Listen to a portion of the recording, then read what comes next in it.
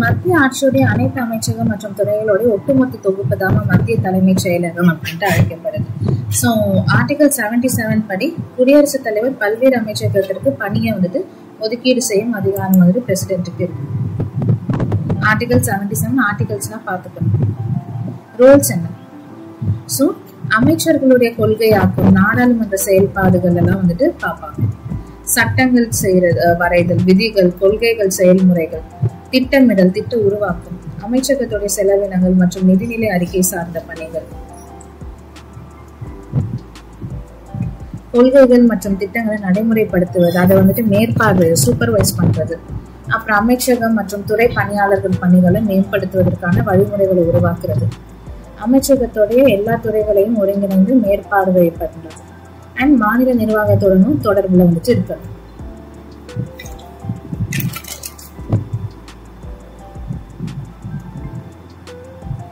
Next, அமைச்சரவை செயலகம், cabinet செக்ரட்டரியேட்டோட functions. அமைச்சரவை செயலகம் பிரைம் மினிஸ்டரோட நேரடி கட்டுப்பாட்டுல இருக்குமா. இதோட நிர்வாக தலைவர் அமைச்சரவை செயலாளர், கேபினட் செக்ரட்டரின்னு சொல்லுவாங்க.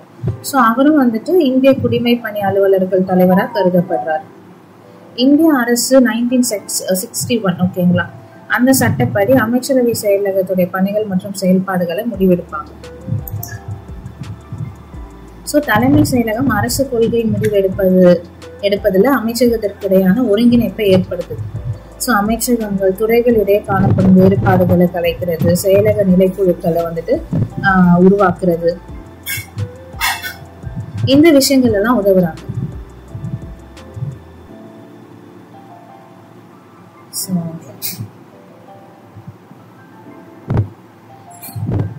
School education.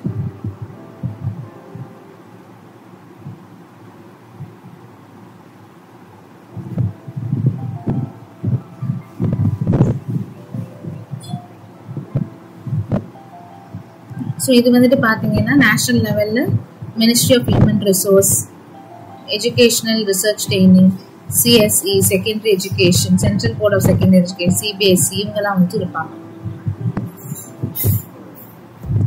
ஸ்டேட் லெவல்ல TRB, teachers recruitment board, matriculation, elementary education, இந்த கவுன்சில்ஸ் எல்லாமே இருக்கும். டிஸ்ட்ரிக்ட் லெவல்ல பாத்தீங்கன்னா இவங்கெல்லாம் இருப்பாங்க. ஸோ ஜஸ்ட் கோ த்ரூ பண்ணுங்க. இதுல இருந்து அவ்வளவு क्वेश्चंस வராது गाइस. ஓகேவா? ஆர்கனைசேஷன், அதாவது அமைச்சரவை செயலகத்தோட அமைப்பு முறை பார்க்கிறோம். அமைச்சரவை செயலகத்துல 3 முக்கிய பிரிவுகள் இருக்கு. அதாவது சிவில்னா குடிமை பிரிவு, ராணுவ பிரிவு, முன்னறிவு பிரிவு அப்படின்ற மாதிரி சொல்லுவாங்க. ஸோ சிவில் விங் அப்படின்றது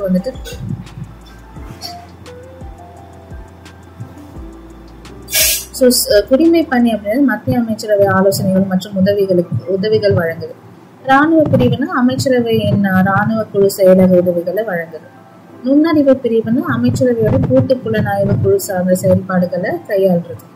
பிற அமைப்புகள் தான் இந்த ஆராய்ச்சி மற்றும் பகுப்பாய்வு பிரிவு, பாதுகாப்பு இயக்குனர், சிறப்பு பாதுகாப்பு பிரிவு, இதெல்லாம். ஓகேங்களா?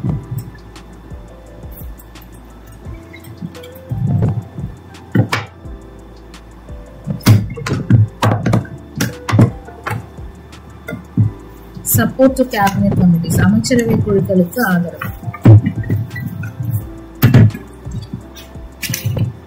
அமைச்சரவை செயலகம் அப்படின்றது அமைச்சரவை மற்றும் அமைச்சரவை குழுக்களுடைய உதவிகளை வழங்குது. அது என்னென்ன உதவிகள்னா, பிரைம் மினிஸ்டருடைய டிசிஷன் படி அமைச்சரவை மற்றும் அமைச்சரவை குழுக்களுடைய திட்டங்களை ஒருங்கிணைக்கிறது, கூட்ட நிறைகளை முடிவு செய்யறது, கூட்ட பொருள் தொடர்பான கோப்புகள் அதாவது ஃபைல்ஸை தயார் செய்யறது, பிரதமர் ஒப்புதலுக்கு விவாதங்களை அனுப்புறது, அமைச்சரவை அதோட குழுக்கள் எடுக்கிற முடிவை நடைமுறைப்படுத்துறது, அமைச்சரவை ஆவணங்களை அமைச்சரவை செயலக பாதுகாப்புல பராமரிக்கிறது. இந்த விஷயங்கள்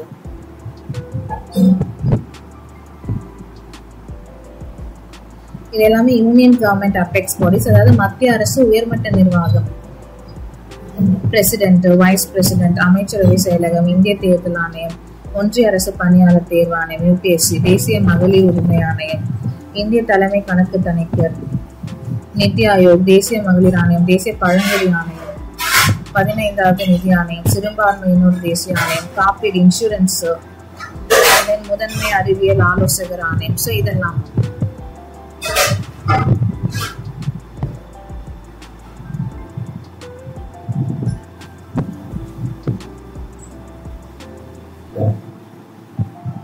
அமைச்சரவை செயலர். இந்தியாவில் அமைச்சரவை செயலாளர் அலுவலக பதவி வந்து 1950 தான் உருவாக்கப்பட்டுச்சு. So first cabinet secretary N R Pillai. இது இம்பார்ட்டன்ட் கொஸ்டின். அமைச்சரவை செயலரே வந்துட்டு அமைச்சரவை செயலகத்துடைய தலைவர். ஸோ இந்திய குடிமை பணிகள் அமைச்சரவை செயலர் பதவி தான் வந்துட்டு உயரிய பதவி. பிரதமர் அலுவலகம் சொல்லுவாங்க, பிரைம் மினிஸ்டர்ஸ் ஆஃபீஸ். பிரதமர் அலுவலகம் அப்படின்றது வந்துட்டு அவரின் கீழ் பணிபுரியும் பல்வேறு அலுவலர்களை உள்ளடக்கியது. 1977 வரை பிரதமர் அலுவலகம் பிரதமர் செயலகம்னு அழைக்கப்பட்டுச்சு. அதுக்கப்புறம் மொரார்ஜி தேசாய் பிரைம் மினிஸ்டர் ஆனதுக்கு அப்புறம் பிரதமர் அலுவலகம் அப்படின்ட்டு பெயர் மாற்றப்பட்டது. ஓகேவா?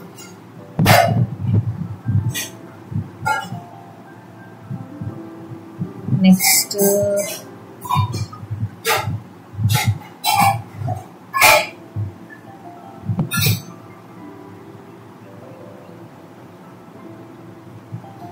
பணியாளர் நிர்வாகம். பணியாளர் நிர்வாகம் கருத்துரு. ஸோ பணியாளர் நிர்வாகத்துடைய முக்கிய பணி அப்படின்றது தொடர்ந்து ஒரு நிறுவனத்திற்கு தேவையான மற்றும் தகுதி வாய்ந்த பணியாளர்களை கொடுக்கறது தாங்க. ஓகேங்களா? ஸோ அதோட நோக்கங்கள் என்னன்னா, மனித வளத்தை திறம்பட உபயோகிக்கணும், நிறுவனத்தின் அனைத்து பணியாளர்களுக்கிடையே ஆக்கப்பூர்வமான உறவுகளை உறுதி செய்யறது, வளர்ச்சி அடைய வைக்கிறது, சமூக மற்றும் சட்ட ரீதியான கடமைகளை நிவர்த்தி செய்யறது. பணியாளர் நிர்வாகத்தோட பரப்பு மற்றும் எல்லை. ஸோ பணியாளர் நிர்வாகம் அப்படின்றது ஒரு அமைப்புல இருக்கிற அனைத்து விதமான பணியாளர் மேலாண்மைகளையும் உள்ளடக்கியது. அடிப்படை நோக்கமே மனித வளத்தை திறம்பட பயன்படுத்தணும் அப்படின்றதுதான். ஸோ உறுப்பினர்களுக்குள்ளார சரியான வகையில உறவுகளை வந்துட்டு மேம்படுத்தணும். அண்ட் அவங்க வேலை செய்வதற்கான விசுவாசம், மூந்துதல், இந்த மாதிரி பண்புகளை வளர்க்கணும். லாபம், பேராசை அப்படின்னு தேவையற்ற பகை உணர்வை வந்துட்டு நீக்கிறது. இந்த மாதிரி விஷயங்கள், நெப்போட்டிசம் வந்துட்டு பாத்தீங்கன்னா ஒழிக்கிறது. இந்த விஷயங்கள்ல எல்லாம் வந்துட்டு கவனம் செலுத்துறாங்க. அண்ட் இவங்க ஃபங்க்ஷன்ஸ், பணிகள்னு பாத்தீங்கன்னா மனித வளத்தை திட்டமிடுறது, பணியமர்த்தல், பயிற்சி அளிக்கிறது, பதவி உயர்வு, ஊதிய கட்டமைப்பு, பணியாளர் நலம். ஸோ இதுல எல்லாம் கான்சென்ட்ரேட் பண்றாங்க.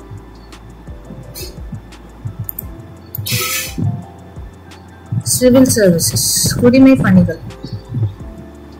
ஸோ நம்பகமான பணியாளர் நியமனத்துல ஊழல், பேர் வழிகள், அப்புறம் இந்த சொந்த மந்தங்கள் நியமிப்பதை தவிர்க்கணும்.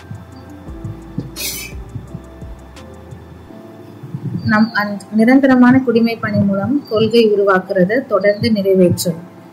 நிரந்தரமான பாகுபாடற்ற குடிமை பணியாளர் மட்டுமே வந்துட்டு பாத்தீங்கன்னா திட்டமிட்டு நலன்களை ஈர்க்க முடியும். நிலையான குடிமை பணி பெரிய நாடுகள் மற்றும் பல்வேறு கலாச்சாரங்களுடைய நாடுகளையும் வந்துட்டு பாத்தீங்கன்னா ஒருங்கிணைத்திருப்பாங்க.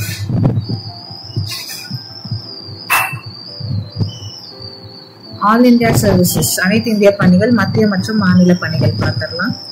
ஸோ இந்திய நிர்வாக அமைப்போட தனி சிறப்பு என்னன்னா, இந்த பணிகள் மத்திய மாநில அரசு பணிகள் அப்படின்ட்டு இந்திய ஆட்சி பணி அப்படின்ட்டு உருவாக்கப்பட்டிருக்கும்.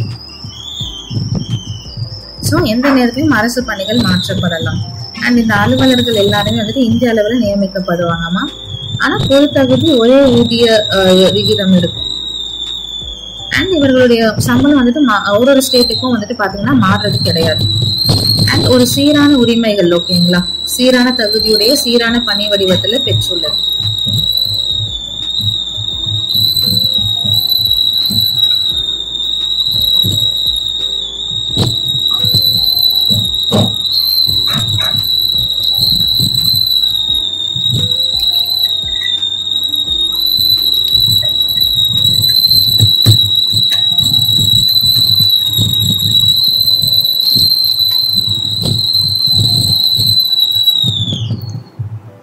இதர கூட்டாட்சிகள் மாதிரி இந்திய அரசியலமைப்புல மத்திய பட்டியல், மாநில பட்டியல், பொது பட்டியல் அப்படின்னு சொல்லிட்டு இருக்கு. சரியா?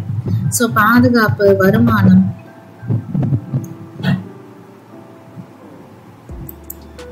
ஸோ பாதுகாப்பு, வருமான வரி, அஞ்சல், ரயில் போக்குவரத்து இந்த துறைகள் எல்லாமே மத்திய அரசு கட்டுப்பாட்டின் கீழே வரும். அண்ட் இதற்கான பணியாளர்கள் மத்திய அரசு கட்டுப்பாட்டின் கீழே தான் வந்துட்டு வருவாங்க. அதே மாதிரி மாநில அரசுக்கும் தனக்கென துறைகள் அப்படின்றது வந்துட்டு இருக்கும். சரிங்களா? ஸோ அனைத்து இந்திய பணிகள் சட்டம் 1951. ஸோ 1951ல வந்துட்டு பாத்தீங்கன்னா இந்திய பணிகளுக்கு நியமன விதிமுறைகளை வந்துட்டு மத்திய அரசு விதிமுறைகளை உருவாக்கலாம்னு சொல்லியிருப்பாங்க. ஸோ தற்போது இந்தியாவில் 3 அனைத்து இந்திய பணிகள் இருக்கு. அது என்னன்னா IAS, IPS, IFS, Indian forest சர்வீஸ்ன்னு சொல்லுவாங்க.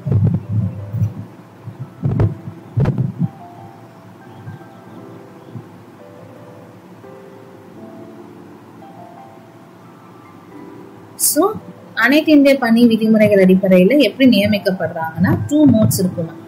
ஃபர்ஸ்ட் நேரடி நியமனம், டிரெக்ட் ரெக்ரூட்மெண்ட். அதாவது UPSC இருக்கு இல்லையா, அவங்க நடத்துற குடிமை பணிகள் தேர்வுகள் மூலமா வந்துட்டு தேர்வு செய்யப்படுறது. ஸோ அதான் IAS, IPS, IFS. பணி உயர்வு, ப்ரமோஷன். ஸோ அரசு துறையில பணியாற்றும் அதிகாரிகளுக்கு பதவி உயர்வு அடிப்படையில வந்துட்டு இந்திய பணிக்கு நியமிக்கலாம். First IAS, Indian administrative service. இந்திய ஆட்சி பணி அப்படின்றது இந்திய குடிமை பணியில தான் ஃபார்ம் ஆச்சு. ஸோ மத்திய அரசு கட்டுப்பாட்டில் வந்தாலும் ஸோ அவங்களுடைய முதலாளிகள் அப்படின்னு சொன்னா மாநில அரசு தான். ஸோ ஓய்வூதியம் எல்லாமே மாநில அரசால தான் வந்து வழங்கப்படுது. பட் ஒழுங்கு நடவடிக்கைகள் எடுக்கும் அதிகாரம், அபராதம் விதிக்கும் அதிகாரம் மத்திய அரசாங்கம் கிட்டதான் இருக்கு. ஸோ இது வந்துட்டு ஒன்றிய அரசு பணியாளர் தேர்வாணையம் ஆலோசனை படி UPSC படி தான் நடத்தப்படுது. ஸோ 1 அல்லது 2 பணிகாலங்கள் வந்துட்டு லைக் 3 to 5 years வரைக்கும் இந்த மாநில பிரிவு அலுவலர்கள் மத்திய அரசு பணியில மாற்றப்பட முடியும்.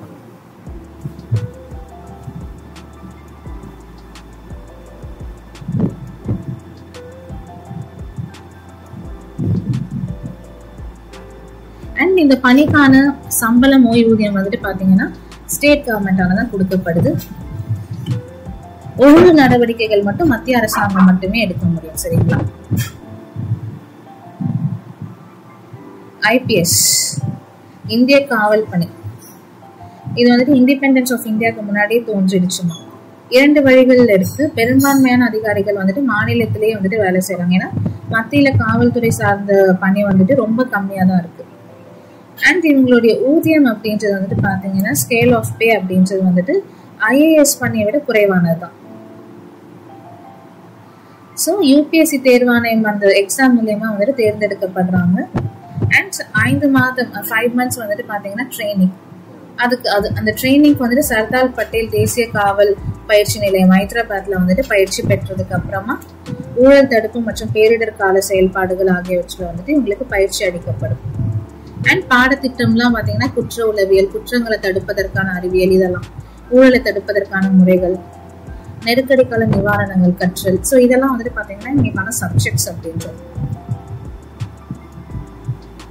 ஸோ இதுக்கப்புறம் தான் இவங்க இளநிலை அதிகாரிகளா வந்துட்டு பணியமர்த்துவாங்க. அதுக்கப்புறம் உதவி காவல் ஆணையர்களா ஆக்கப்படுவாங்க. அதுக்கப்புறம் தான் வந்துட்டு மேன்மேலும் அவங்களுக்கு வந்துட்டு பதவி உயர்வுகள் அப்படின்றது கிடைக்கப்படும்.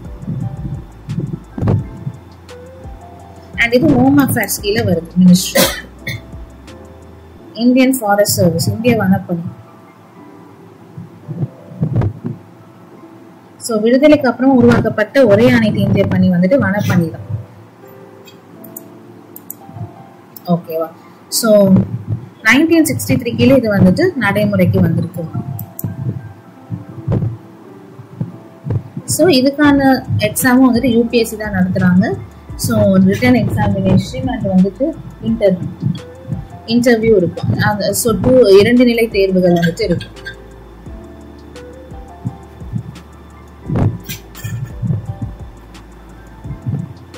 ஸோ நியமனமான நபர்கள் வந்துட்டு பாத்தீங்கன்னா இந்திய மத்திய பணிகளுக்கு தேர்வு செய்யப்பட்ட நபர்களோட ஒரு 3 months வந்துட்டு ட்ரைனிங் நடக்கும்.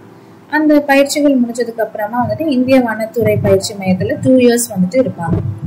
அங்கேயும் அவங்களுக்கு கடுமையான பயிற்சிகள் அளிக்கப்பட்டு பயிற்சிகள் முடிஞ்சதுக்கு அப்புறம் தான் அவங்களுக்கான பணிகள்ல வந்துட்டு அவங்க ஈடுபடுவாங்க. மார்க் பண்றதெல்லாம் எழுதிட்டே வாங்கம்மா.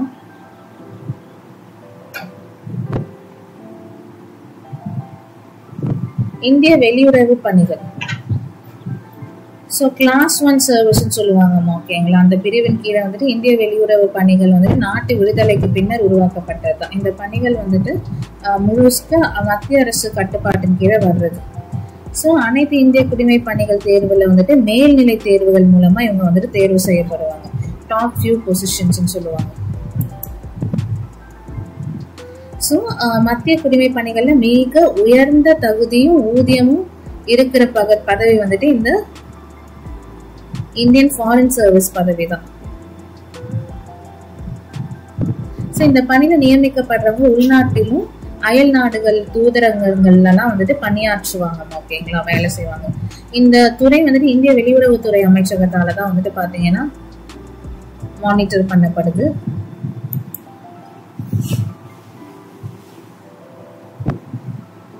ஸோ மத்திய நிதி அமைச்சக பணியாளர்கள் நிர்வகிக்கும் இந்த துறை வந்துட்டு வெளியுறவு பணியாளர்கள் பணி வரையறை, ஊதிய அலகுகள் இதையும் வந்துட்டு பாத்தீங்கன்னா மானிட்டர் பண்ணுவாங்க.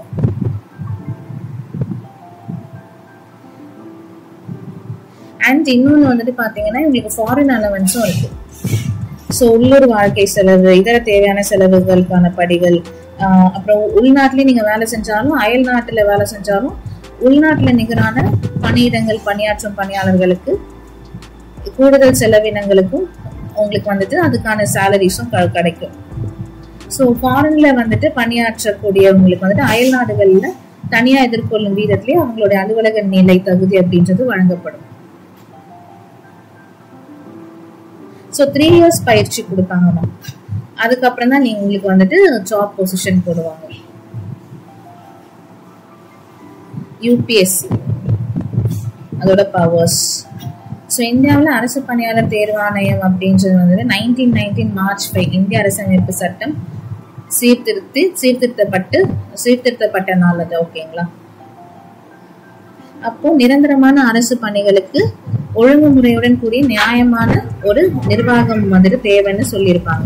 ஸோ அதுக்காக தான் வந்துட்டு அரசு பணியாளர் தேர்வாணையம் அமைக்க இந்திய அரசாங்க சட்டம் 1996C அப்படின்றது வந்துச்சு.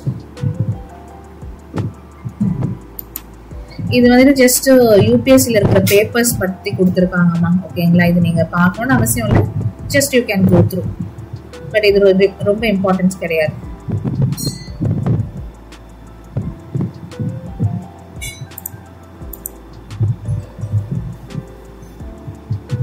ஸோ இந்த சட்டம் நிறைவேற்றப்பட்டதுக்கு அப்புறம் தான் வந்துட்டு தேர்வாணையம் அமைப்பு செயல்பாடுகள் குறித்து வந்துட்டு பேசப்பட்டது. 1924 லீ ஆணையம் அதோட அறிக்கையை வழங்குச்சு. ஸோ சட்டப்பூர்வ அரசு பணியாளர் தேர்வாணையம் இந்திய அரசாங்க சட்டம் படி வந்துட்டு உருவாக்கணும்னு அந்த ஆணையம் சொன்னாங்க. ஸோ அதுபடிதான் வந்துட்டு இந்த ஆணையம் வந்துட்டு உருவாக்கப்பட்டிருக்கு.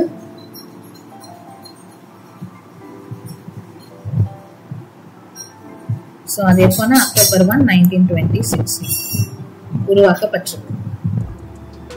ஸோ ஒரு தலைவர் 4 உறுப்பினர்கள் இருக்கணும்னு சொல்லியிருப்பாங்க. 1 chairman and 4 members அப்படின்னு சொல்லியிருப்பாங்க. ஸோ இது வந்துட்டு அரசு பணியாளர் தேர்வாணையமா மாறினது 1937. எங்க அது பப்ளிக் சர்வீஸ் கமிஷனா மாறினது 1937. Federal service commission. அதுக்கப்புறம் Jan 26, 1950 நம்ம ரிபப்ளிக் ஆனதுக்கு அப்புறமா ஃபெடரல் பப்ளிக் சர்வீஸ் கமிஷன் வந்துட்டு யூபிஎஸ்சியா மாறிச்சு பை ஆர்டிகல் 378. அதாவது கூட்டாட்சி பணியாளர் தேர்வாணையம் தான் ஃபெடரல் கமிஷன் அப்படின்றது. அந்த கூட்டாட்சி பணியாளர் தேர்வாணையம் யூபிஎஸ்சியா மாறினது Jan 26, 1950. இதெல்லாம் இம்பார்ட்டன்ட் கொஸ்டின்ஸ். ஸோ எங்களோட கடமைகள்லாம் என்ன?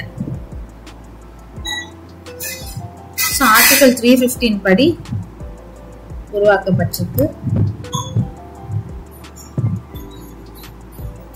ஒரு தலைவர் அண்ட் 10 members இருக்கலாமா, ஒரு சேர்மன் அண்ட் 10 members சொல்லியிருக்காங்க. போட்டி தேர்வுகள், டிரெக்ட், அப்புறம் இன்டர்வியூஸ், நேர்முக தேர்வுகள் மூலமா பணியாளர்கள் நியமனம், பதவி உயர்வு மற்றும் அயல்நாட்டு பணி மாறுதலுக்கான பொருத்தமான அறிவுரை வழங்குதல், ஆலோசனை, நியமன விதிகள் உருவாக்கம், திருத்தம், இந்த மாதிரி நிறைய விதிகள் இதெல்லாம் வந்துட்டு உருவாக்குறது யூபிஎஸ்சி தான்.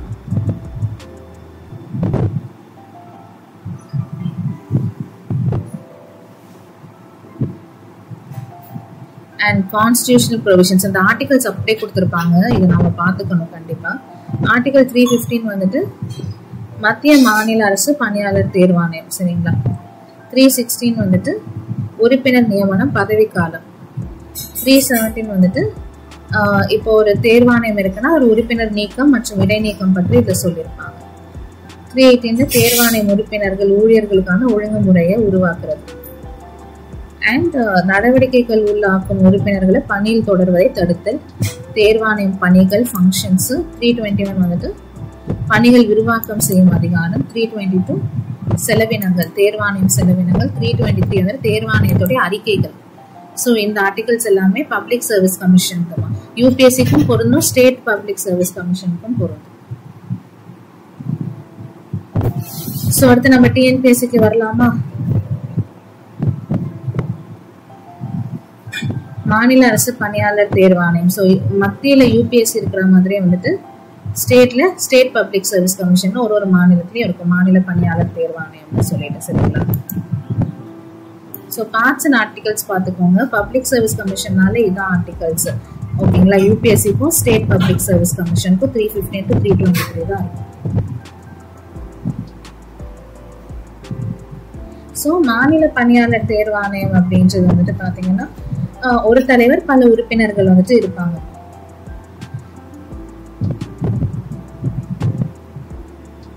ஸோ ஒரு மாநில அரசு பணியாளர் தேர்வாணையம் வந்துட்டு யாரால நியமிக்கப்படுது அப்படின்னா ஆளுநரால தான் வந்துட்டு நியமிக்கப்படுது. ஸோ ஒரு தலைவர், நிறைய உறுப்பினர்கள் இருப்பாங்க. ஆணையத்துடைய உறுப்பினர் எண்ணிக்கை வந்துட்டு அந்தந்த அரசுகளே வந்துட்டு நிர்ணயம் செஞ்சுக்கலாம். ஆனா அது ஆளுநருடைய அதிகாரத்துக்கு உட்பட்டது தான். அண்ட் ஆணைய உறுப்பினர்கள்ல பாதி பேர் மத்திய மாநில அரசுகள் நிர்வாகத்துல 10 ஆண்டுகள் வந்துட்டு பணியாற்றி இருக்கணும் அப்படின்ட்டு சொல்லியிருப்பாங்க. அண்ட் இவங்க மாநில பணியாளர் தேர்வாணையத்தோடைய ஏஜ் லிமிட் வந்துட்டு 62, யூபிஎஸ்சினா 65, ஓகேங்களா. 65 இயர்ஸ், யூபிஎஸ்சினா 62 இயர்ஸ். ஆளுநர் தான் நியமனம் செய்வாரு. தற்காலிக உறுப்பினரா எப்படி நியமனம் செய்யலாம்னு பாத்தீங்கன்னா, தலைவர் பதவி காலியா இருக்கும் போது, இல்லைன்னா ஏற்கனவே தலைவர் பதவியில் இருப்பவர் வந்துட்டு மாநில அரசு பணியாளர் தேர்வாணையம் தலைவர் அலுவலர்கள் அதை வந்து நிறைவு செய்ய இயலாத சூழ்நிலையில புதிய தலைவரை நியமிக்கும் வரை ஏற்கனவே பதவியில் இருக்கும் தலைவர் வந்துட்டு தற்காலிக தலைவரா இருக்கலாம். நீக்கம், ரிமூவல்னா இப்போ ஒரு ஸ்டேட் பப்ளிக் சர்வீஸ் கமிஷனுடைய தலைவர் உறுப்பினர்களை நீங்க எப்படி வந்துட்டு நீக்கம் செய்வீங்கன்னா, அதை நீக்கம் செய்யறது வந்துட்டு கவர்னர் தான் நீக்கம் செய்வாரு, சரிங்களா. Only by the governor.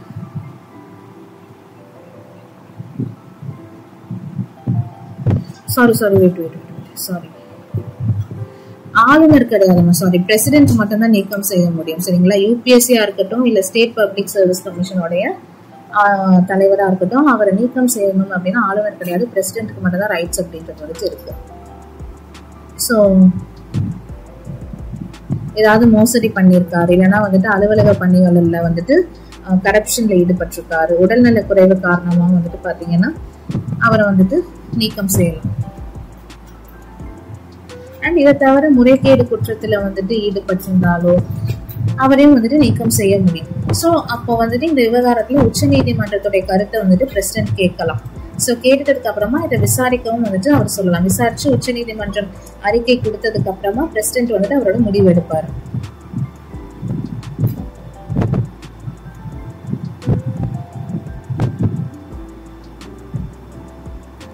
And ஒரு தலைவர் வந்துட்டு ஒரு ஸ்டேட் பப்ளிக் சர்வீஸ் கமிஷனர் தலைவர் இல்லைன்னா ஏதோ ஒரு உறுப்பினர் வந்துட்டு தவறான நடத்தையில ஈடுபட்டு குற்றம் வந்துட்டு நிரூபிக்கப்பட்டிருக்குன்னா, ஸோ அவரை மத்திய மாநில அரசு ஏதேனும் குறிப்பிட்ட ஒப்பந்தங்கள் உடன்படிக்கைகள்ல வந்துட்டு பாத்தீங்கன்னா ஆர்வம் காட்டுபவரா இருந்தா, இத்தகைய ஒப்பந்தம் அல்லது உடன்படிக்கையில பங்கேற்பதன் மூலம் வந்துட்டு பாத்தீங்கன்னா அவரை வந்துட்டு டிஸ்மிஸ் பண்ணுவாங்க.